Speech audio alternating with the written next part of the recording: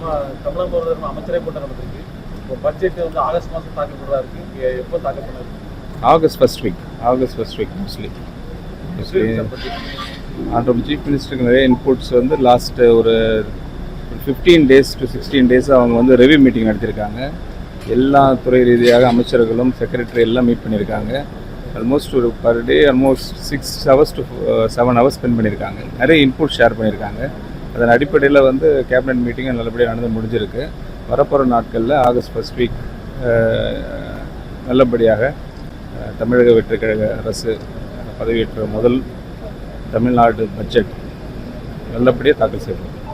Sir, அதுமுறை நம்ம திருச்செந்தூர் திமுக சட்டமன்ற உறுப்பினர் வந்து தொடர்ச்சியாக நேற்று கூட பேசியிருக்காரு.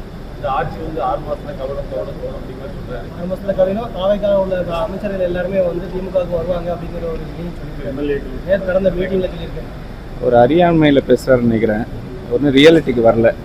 ரியாலிட்டிக்கு அவருக்கு தெரியலன்னு நினைக்கிறேன், பாவம். அதனால தான் அப்படி பேசிகிட்டு இருக்காரு.